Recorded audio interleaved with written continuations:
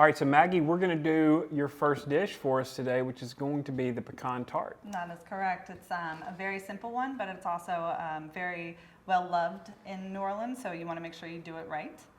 We're going to start with a couple of eggs. We're going to start with 2 eggs. Very simple. And then we've got some corn syrup that we're going to pour in. It's probably the staple of a pecan pie.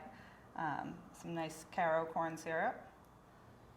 And then we've got some melted butter. We've got just a pinch of salt.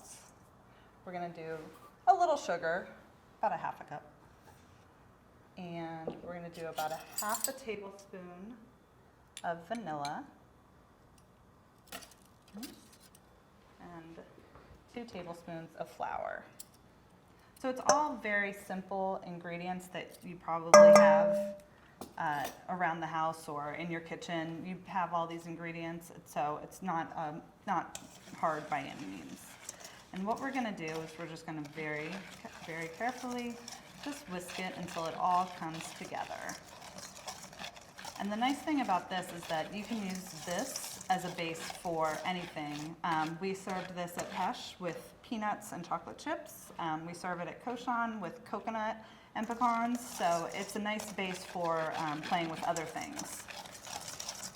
All right. And this is kind of that soul food trend of something that's very hearty and warm and not overproduced. I agree. It's super comfort food. You know, just the bite of it, warm or even cold. It just makes you feel just very warm inside and very comfortable. It's also very fall, so you know a lot of people won't eat pecan pie until the fall, until November 1st. But you know, I think you can have it any time of year. I don't think there's a bad time for I don't think there is either. Any pie, really.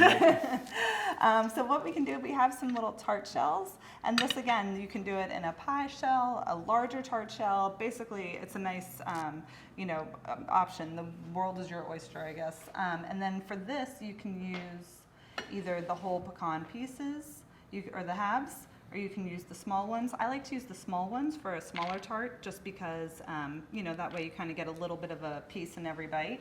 Right. But you can certainly use the big ones and kind of it showcases when you bake it. They kind of show off and they rise to the top. And then we have these little medium pieces that just kind of fall somewhere in the middle. Yeah, it reminds me of a fairy tale. A little bit of a fairy tale. And what we're going to do is we're just going to scoop this. I was wondering how you were going to pour that from the mixing bowl. Yeah, it's the messiest part of the job, but it is also the yummiest. Oh, yeah. And again, like sometimes we will put chocolate chips in with this, or we could put really, apples at the bottom. It's really up to you for whatever you want to kind of make it your own. So this is sort of a canvas that you can do a lot of different things from this basic starting point. And these pecans had such nice nutty flavors that they would go really well if you put a little orange zest in there. If you put, I like that. Yeah, right. Or if you put some, blueberries at the bottom, like the pecan and blueberry would be really, really nice together. Now, is cinnamon something you can go? Absolutely. That direction. Nutmeg. You definitely can. Warm spices, nutmeg, allspice. You can even do some like pumpkin pie filling at the bottom. It's not something, I don't like to spice it up too much. I like to have the spice come as an accompaniment, maybe a spiced apple sauce or, spiced caramel ice cream on top.